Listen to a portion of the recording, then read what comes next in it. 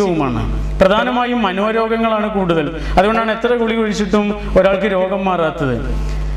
വലിയ ടെൻഷനുള്ള ഒരാൾക്ക് ഉറക്കം കിട്ടൂല. അയാൾ ഉറക്കമില്ലാതെ അയാൾക്ക് ഗ്യാസ് വരുന്നു. അയാൾ ഗ്യാസിനുള്ള ഗുളിക കുടിച്ചുകൊണ്ട് അയാളുടെ ഗ്യാസ് മാറുന്നില്ല. അയാൾക്ക് ഉറക്കം കിട്ടാത്തതിന്റെ കാരണമാണ് അന്വേഷിക്കേണ്ടത്. പലതരത്തിലുള്ള കുടുംബ പ്രശ്നങ്ങളാവാം, വ്യക്തിപരമായ മറ്റു പ്രശ്നങ്ങളാവാം, പലതരത്തിലുള്ള ടെൻഷനാണ്. ആ ടെൻഷൻ കൊണ്ട് അയാൾക്ക് ഉറക്കം കിട്ടുന്നില്ല. ഉറക്കം കിട്ടാത്തത് കൊണ്ട് അയാൾക്ക് പല രോഗങ്ങളും ഉണ്ടാകുന്നു. ഈ പല രോഗങ്ങൾക്കുള്ള ഗുളിക കുടിച്ചുകൊണ്ട് ഈ രോഗം മാറുന്നില്ല. അതിന്റെ അടിസ്ഥാനപരമായ കാരണം വേറെയാണ്. ആ മനസ്സുമായി ബന്ധപ്പെട്ടതാണ് എന്നർത്ഥം. പ്രതീക്ഷ എന്ന് പറയുന്നത് ഒരു മനുഷ്യന് നടുക്കടലിൽ ഒറ്റപ്പെടുമ്പോഴും ഉണ്ടാകേണ്ടതാണ്. എല്ലാ പ്രതീക്ഷകളും അറ്റുപോയ ഒരു മനുഷ്യന്റെ പ്രതീക്ഷയല്ല അള്ളാഹുവിലുള്ള പ്രതീക്ഷ. മറിച്ച് നമ്മുടെ ഒടുക്കത്തെ അഭയമല്ല പടച്ചവനെ കുറിച്ചുള്ള പ്രതീക്ഷ, പിന്നെ ഒപ്പമുള്ള അഭയമാണ്. എല്ലാം നഷ്ടപ്പെട്ടു കഴിയുമ്പോൾ ഇനി പടച്ചവനോട് പ്രാർത്ഥിക്കാം എന്ന് പറയണ വിശ്വാസമല്ല. ആ പടച്ചവനോടുള്ള ബന്ധവും പ്രാർത്ഥനയും പ്രതീക്ഷയും ജീവിതത്തിന്റെ ഓരോ സ്പന്ദനങ്ങളിലും സെക്കൻഡിലും നമ്മുടെ കൂടെ ഉണ്ടാവുക എന്നുള്ളതാണ് ഈമാൻ എന്ന് പറയുന്നത്. ഈ ഫാന് കറങ്ങണമെങ്കിൽ ഇവിടെ അല്ല നമ്മൾ സ്വിച്ച് ഇടുക. ഇവിടെ എവിടെയെങ്കിലും വന്നിട്ട് സ്വിച്ച് ഇടുക. ഇവിടെ എവിടെയെങ്കിലും വരുമ്പോൾ സ്വിച്ച് ഇട്ടുമ്പോഴേക്കും അവിടെ ഫാന് കറങ്ങാനുള്ള കാരണം ആ സ്വിച്ചും ഫാനും തമ്മിലൊരു കണക്ഷൻ വയറുണ്ട് അല്ലേ? ആ കണക്ഷൻ വയർ കേട് വന്നാൽ ഫാന് കറങ്ങൂല. ഒരു കുട്ടി വന്നിട്ട് സ്വിച്ച് ഇടുമ്പോൾ നമ്മൾ എന്താ പറയാ? വയറ് കേടുന്നു എന്നാ പറയാം, ഫാന് കേടുന്നു എന്നാ പറയാം. യഥാർത്ഥത്തിൽ ഫാനിന് വല്ല കേടുണ്ടോ? ഇല്ല, വയറിനാണ് കേട്. അങ്ങനെയാണെങ്കിൽ നമ്മളെയും അള്ളാഹുവിനെയും തമ്മിൽ ബന്ധിപ്പിക്കുന്ന, കണക്ട് ചെയ്യുന്ന ഒരു വയറുണ്ട്. അതിൻ്റെ പേരാണ് ഈമാൻ. ആ ഈമാൻ എങ്ങാനും കേടുവന്നാൽ നമ്മൾ കേടുവരും. നമ്മൾ കേടുവന്നാൽ നമ്മുടെ മനസ്സ് കേടുവരും. ഞാൻ കേടുവരും എന്ന് പറഞ്ഞാൽ നാവ് കേടുവരും, ഞാൻ എന്തും പറയും. എൻ്റെ കണ്ണ് കേടുവരും, ഞാൻ എന്തും കാണും. എൻ്റെ മനസ്സ്, എൻ്റെ ഹൃദയം ഒക്കെ കേടുവന്നതാകുമ്പോൾ എൻ്റെ ജീവിതത്തിൽ ഒരു നിയന്ത്രണം ഉണ്ടാവില്ല. ആ കണക്ഷൻ വയർ നന്നാക്കണം എന്നാണ് പറഞ്ഞതിന്റെ അർത്ഥം. അതുകൊണ്ടാണ് റസൂൽ സല്ലല്ലാഹു അലൈഹി വസല്ലം പറഞ്ഞിട്ടുണ്ട്, യഖ്ലുഖുൽ ഈമാനു കമാ യഖ്ലുഖുസ് സൗബ്, വസ്ത്രം കേടുവരുന്നത് പോലെയാണ് ഈമാൻ കേടുവരട്ടോ. അപ്പൊ സ്വഹാബികൾ ചോദിച്ചു, കൈഫ നുജദ്ദിദു ഈമാനനാ യാ റസൂലല്ലാഹ്, എങ്ങനെയാണ് റസൂലെ ഞങ്ങളുടെ ഈമാനെ ഞങ്ങൾ പുതുക്കേണ്ടത് എന്ന് ചോദിച്ചപ്പോൾ അല്ലാഹുവിന്റെ റസൂൽ സല്ലല്ലാഹു അലൈഹി വസല്ലം പറഞ്ഞെടുത്ത നല്ലൊരു മാർഗമുണ്ട്. അതെന്താണ്? തുജദ്ദിദു ഈമാനകും ബിഖൗലി ലാ ഇലാഹ ഇല്ലല്ലാഹ്, ബിഖൗലി ലാ ഇലാഹ ഇല്ലല്ലാഹ്. ലാ ഇലാഹ ഇല്ലല്ലാഹ് എന്ന വാക്കുകൊണ്ട് നിങ്ങളുടെ ഈമാനിൽ നിങ്ങൾ പുതുക്കിക്കൊണ്ടിരിക്കുക എന്നാണ്. അപ്പൊ ഈമാനാണ് നമ്മുടെ പ്രതീക്ഷ എന്നാണ് പറഞ്ഞതിന്റെ ചുരുക്കം. ഈ പ്രതീക്ഷ ജീവിതത്തിന്റെ എല്ലാ വശങ്ങളിലും നമുക്ക് ഏറ്റവും വലിയൊരു ആശ്വാസമായി തീരുന്നു. അങ്ങനെ ഒരു പ്രതീക്ഷയായിരിക്കണം നമ്മുടെ ഈമാൻ കൊണ്ട് നമുക്ക് കിട്ടേണ്ടത്. അങ്ങനെയുള്ള ജീവിതത്തിൽ ഭയങ്ങൾ ഉണ്ടാവൂല, അയാൾക്ക് അസ്വസ്ഥത ഉണ്ടാവില്ല, നാളെ എന്താകും എന്നൊരു പേടിയില്ല. അയാളെ സംബന്ധിച്ചിടത്തോളം അയാൾ സന്തോഷകരമായി ജീവിച്ചുകൊണ്ടിരിക്കുന്നു. ബ്രസീലിന്റെ വളരെ പ്രസിദ്ധനായ ഒരു പ്ലെയർ ഉണ്ട്, ഗരിഞ്ച അല്ലേ? പെലയുടെ കൂടെ ഉണ്ടായിരുന്ന ആളാണ്. പെലയ്ക്ക് ഒരിക്കൽ ഒരു അപകടം സംഭവിച്ച സമയത്ത് പെലയ്ക്ക് പകരമായി ഇറങ്ങിയ വളരെ ലോകപ്രശസ്തനായിട്ടുള്ള ഒരു പ്ലെയറാണ് ഗരിഞ്ച. ഈ ഗരിഞ്ചയുടെ ഒരു ആത്മകഥയുണ്ട്. അതിൽ അദ്ദേഹം പറയുന്ന വളരെ പ്രസക്തമായൊരു കാര്യമുണ്ട്. ഒരു വിശ്വാസി എന്ന നിലക്ക് നമുക്ക് ഒരുപാട് ആലോചനകൾ തരുന്ന ഒന്നാണ്. അദ്ദേഹം അതിൽ പറയണത്, അദ്ദേഹം കുട്ടിയായിരിക്കുന്ന സമയത്ത് നടക്കാൻ കഴിയില്ലായിരുന്നു. ഇതൊരു അസുഖം വന്നിട്ട് വലിയ പ്രയാസങ്ങളുണ്ടായി.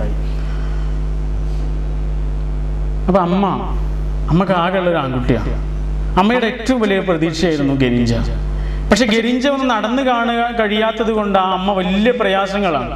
ധാരാളം നോയമ്പുകൾ നോൽക്കുന്നു, ദൈവത്തോട് ധാരാളമായി പ്രാർത്ഥിക്കുന്നു, പക്ഷെ യാതൊരു ഫലവും കാണുന്നില്ല. അങ്ങനെ അവസാനം ഈ ചികിത്സിക്കുന്ന ഡോക്ടറോട് അമ്മ ചോദിച്ചു, എൻ്റെ മോൻ എന്തെങ്കിലും ഒന്ന് നടന്നു കാണാൻ എനിക്ക് വലിയൊരു ആഗ്രഹമുണ്ട് ഡോക്ടറെ, അതെന്തെങ്കിലും ഒന്ന് സംഭവിക്കുമെന്ന് ചോദിച്ചു. അപ്പൊ ഡോക്ടർ പറഞ്ഞു, he will work if you want him to. ഓ നടക്കും, പക്ഷെ നിങ്ങൾ വിചാരിക്കണം എന്നാണ്. അത് പറഞ്ഞിട്ട് ഡോക്ടർ പോയി. ആ അമ്മക്ക് മനസ്സിലായി, ഞാൻ വിചാരിച്ചാൽ എൻ്റെ കുട്ടി നടക്കും, ഞാൻ ശ്രമിച്ചാൽ എൻ്റെ കുട്ടി നടക്കും, എൻ്റെ കുട്ടി ശ്രമിക്കൂല, അമ്മയാണ് ശ്രമിക്കേണ്ടത് എന്ന അമ്മക്ക് ബോധ്യം വരും. പിറ്റേ ദിവസം രാവിലെ മുതൽ ആ അമ്മ കുട്ടിയെ നടത്തിക്കൊണ്ട് വരുന്നു. പക്ഷെ കുട്ടി നടക്കുന്നില്ല, അതുകൊണ്ട് എടുത്തുകൊണ്ട് വരുന്നു, മുറ്റത്തേക്ക് വെക്കുന്നു. അങ്ങനെ കുട്ടിയെ നടത്താൻ പഠിപ്പിക്കുന്നു. പക്ഷെ കുട്ടി നടക്കാൻ പഠിക്കുമ്പോൾ ആ മണൽ തട്ടുമ്പോഴേക്ക് കുട്ടി കരയാൻ തുടങ്ങുകയാണ്. അങ്ങനെയുള്ളൊരു അസുഖമാണ്. ആ മണൽ തട്ടുമ്പോഴേക്കും ഇതുവരെ തട്ടാത്തൊരു സാധനം എന്നുള്ളതുകൊണ്ടാവാം കുട്ടിക്ക് വല്ലാത്ത പേടിയും ആ വേദനയും ഒക്കെ വരുന്ന പോലെ കുട്ടി ആർത്ത് കരയും. അങ്ങനെയൊക്കെ ആയിട്ട് ആ അമ്മ വിടുന്നില്ല. വീണ്ടും നിർബന്ധിച്ചിട്ട് ആ കുട്ടിയെ ഇങ്ങനെ നടത്തിക്കും. 2 ഷോൾഡറും പിടിച്ചിട്ട് നടത്തിക്കുന്നു. പക്ഷെ കുട്ടി നടക്കുന്നില്ല. പിറ്റേ ദിവസവും ധാരാളമായി ആ അമ്മ നടത്താൻ പഠിപ്പിക്കുന്നു. പക്ഷെ നടക്കുന്നില്ല. എന്നാൽ മാസങ്ങൾ വർഷങ്ങൾ നീണ്ട പ്രയത്നത്തിനൊടുവിൽ 2 ഷോൾഡറിനും പിടിച്ചാൽ കുട്ടി ആ മണലിൽ ഇങ്ങനെ നടക്കാൻ പഠിച്ചു. പിന്നെ അമ്മ 1 ഷോൾഡറിന് പിടിക്കാൻ തുടങ്ങി. 2 ഷോൾഡറിന് പിടിച്ചില്ല. 1 ഷോൾഡറിന് പിടിച്ചപ്പോൾ തന്നെ കുട്ടി ഈ ബാലൻസിനനുസരിച്ച് ഇങ്ങനെ നടക്കാൻ തുടങ്ങി. മെല്ലെ മെല്ലെ മെല്ലെ. പിന്നെ അമ്മ 2 കൈയും വിട്ടിട്ട് അമ്മ ഇങ്ങനെ കൈ കെട്ടി നിന്ന് കുറച്ച് ദൂരെ. കുട്ടിയോട് നടക്കാൻ പറയും. കുട്ടി നടക്കൂല. കുട്ടി നടക്കാൻ പറഞ്ഞിട്ട് നടക്കാത്തത് കൊണ്ട് അമ്മ വടിയെടുത്തിട്ട് ആ കുട്ടിയെ നടത്തിക്കും, അടിക്കും. അടി പേടിച്ചിട്ട് ആ കുട്ടി മെല്ലെ എഴുന്നേൽക്കുന്നുണ്ട്, നടക്കാൻ ശ്രമിക്കുന്നുണ്ട്, വീഴുന്നുണ്ട്, വീണ്ടും കരയുന്നുണ്ട്, വീണ്ടും മുറിവാകുന്നുണ്ട്, വീണ്ടും വീഴുന്നുണ്ട്, വീണ്ടും എഴുന്നേൽക്കാൻ ശ്രമിക്കുന്നുണ്ട്, മുറിയാകുന്നുണ്ട്, കരയുന്നുണ്ട്. അങ്ങനെ. അപ്പൊ അയൽപ്പക്കത്തുള്ള ആളുകളൊക്കെ പറയും, എന്തൊരു അമ്മയാണ് ആ അമ്മ, ഇത്ര ക്രൂരയാണ് ആ സ്ത്രീ, ആ പാവം കുട്ടിയോടാണല്ലോ ഇങ്ങനെയൊക്കെ ചെയ്യുന്നത് എന്നെല്ലാവരും അങ്ങനെ കുറ്റപ്പെടുത്തും. പക്ഷെ അങ്ങനെ ആ അമ്മ വർഷങ്ങൾ നീണ്ട പ്രയത്നത്തിനൊടുവിൽ ആ കുട്ടി ഒറ്റയ്ക്ക് നടക്കാൻ തുടങ്ങി. ഒറ്റയ്ക്ക് നടക്കാൻ തുടങ്ങിയത് കണ്ടപ്പോ ആ അമ്മ അയൽക്കാരെ എല്ലാം വിളിച്ചിട്ട് പറയണൊരു കാര്യമുണ്ട്. അവർ പറഞ്ഞു, എൻ്റെ കുട്ടിയെ ഞാൻ നിർബന്ധിച്ച് വടിയെടുത്തിട്ട് നടക്കാൻ ആ കുട്ടിയോട് പറയുകയും പരിശീലിപ്പിക്കുകയൊക്കെ ചെയ്യുമ്പോൾ നിങ്ങളെല്ലാവരും എന്നെ കുറ്റം പറയാറില്ലേ? നിങ്ങൾക്കറിയോ, എൻ്റെ ഗരിഞ്ച അങ്ങനെ വേദനിക്കുകയും മുറിവാകുകയും ഒക്കെ ചെയ്യുന്നത് കാണുമ്പോൾ എൻ്റെ കരൾ കരയുകയായിരുന്നു, എൻ്റെ ഉള്ളിൽ കരയുകയായിരുന്നു. വീടിൻ്റെ ഉള്ളിലേക്ക് എത്തിയാൽ വാതിലടച്ചിട്ട് ഞാൻ പൊട്ടിക്കരയും. എന്തിനാണ് ഞാൻ അങ്ങനെ ചെയ്തതെന്ന് നിങ്ങൾക്ക് മനസ്സിലായിട്ടുണ്ടോ? ഞാൻ ഇന്നോ നാളെയോ മരിച്ചു പോകും. പക്ഷെ ഞാൻ മരിച്ചു പോയാലും എൻ്റെ ഗരിഞ്ച മറ്റൊരാളുടെ സഹായമില്ലാതെ ജീവിക്കണവന്, ഓന്റെ കാര്യങ്ങളെല്ലാം അവൻ തന്നെ ചെയ്യുന്നൊരവസ്ഥ അവൻ ഉണ്ടാകണം. അതിനു വേണ്ടിയാണ് ഈ അമ്മ ഇങ്ങനെ ചെയ്തത് എന്ന് നിങ്ങൾക്ക് ഇപ്പൊ മനസ്സിലായില്ലേ എന്ന് ആ അമ്മ പറയുന്നുണ്ട്. ആ ഗരിഞ്ചയാണ്, നടക്കാൻ കഴിയാതെ ജനിച്ച ആ കുട്ടിയാണ് ലോകപ്രശസ്ത ഫുട്ബോളറായി മാറിയത്. കാൽപന്ത് കളിയുടെ രാജാക്കന്മാരിൽ ഒരാളായി മാറിയത് ആ കുട്ടിയാണ്. നിങ്ങൾ ആലോചിക്കുക, ആ അമ്മയുടെ ഒരു മനസ്സ്. ഇതാണ് പടച്ചവന്റെ മനസ്സ്. ഇങ്ങനെയാണ് നമ്മൾ അള്ളാഹനെ മനസ്സിലാക്കേണ്ടത്. അള്ളാഹ് നമുക്കൊരു പ്രയാസമോ ഒരു വേദനയോ ദുഃഖമോ വരുമ്പോഴേക്ക് നമ്മൾ അള്ളാഹനെ കുറ്റപ്പെടുത്തുകയല്ല, മറിച്ച് അള്ളാഹ് നമ്മളെ കൊണ്ട് എന്തോ ഒന്ന് ഉദ്ദേശിച്ചിട്ടുണ്ട്. അത് നമുക്ക് മനസ്സിലാവില്ലത്. ഒരു പക്ഷെ അള്ളാഹു തന്നൊരു കാര്യം നമുക്ക് അനുഗ്രഹമാണ് എന്ന് ഇന്നോ നാളെയോ നമുക്ക് മനസ്സിലാവണമെന്നില്ല. ഒരു പക്ഷെ നമ്മുടെ മരണം വരെ നമുക്ക് മനസ്സിലാവണമെന്നില്ല. എന്നാലും അത് അള്ളാഹിന്റെ കാരുണ്യാണ്. അതാണ് അള്ളാഹിനെ കുറിച്ച് നമ്മൾ പറയുന്നത് അർഹമുർ റഹീം എന്നാണ്. അർഹമുർ റഹീം എന്ന് പറഞ്ഞാൽ എന്താണ്? കാരുണ്യവാൻ എന്നല്ല അതിൻ്റെ അർത്ഥം. കാരുണ്യവാന്മാരിൽ വെച്ച് ഏറ്റവും വലിയ കാരുണ്യവാൻ എന്നാണ്. കാരുണ്യവാന്മാരിൽ വെച്ച് ഏറ്റവും വലിയ കാരുണ്യവാന്റെ അടുത്ത് നിന്ന് കാരുണ്യമല്ലേ വരുള്ളൂ. അപ്പൊ നമ്മുടെ ജീവിതത്തിൽ സംഭവിച്ച ഒരു കാര്യത്തിന്റെ പേരിൽ നമ്മൾ അള്ളാഹുവിനെ കുറ്റപ്പെടുത്തുകയാണെങ്കിൽ അതിന്റെ അർത്ഥം ആ ഈമാൻ നമ്മളെ വേണ്ടത്ര സ്വാധീനിച്ചിട്ടില്ല എന്ന്. നല്ല റോട്ടിലൂടെ മാത്രം വാഹനം ഓടിച്ച ഒരാള് നല്ല ഡ്രൈവർ ആകുമോ? ഇല്ല. ശാന്തമായ സമുദ്രത്തിലൂടെ മാത്രം കപ്പലോട്ടിയ ഒരാൾ നല്ലൊരു കപ്പിത്താനാവില്ലല്ലോ. തെളിഞ്ഞു കിടക്കുന്ന ആകാശത്തിലൂടെ മാത്രം വിമാനമോട്ടിയ ഒരു പൈലറ്റ് നല്ലൊരു പൈലറ്റ് ആകൂലല്ലോ. കുണ്ടും കുഴിയും വളവും തിരിവും കച്ചറയും എല്ലാമുള്ള റോട്ടിലൂടെ കൂടി വാഹനം ഓടിക്കാൻ കഴിയുമ്പോഴേ ഒരാൾ നല്ല ഡ്രൈവർ ആകുള്ളൂ. അശാന്തമായ സമുദ്രത്തിൽ കൂടി കപ്പലോട്ടാൻ കഴിയുമ്പോൾ ഒരാൾ നല്ല കപ്പിത്താനാകണുള്ളൂ.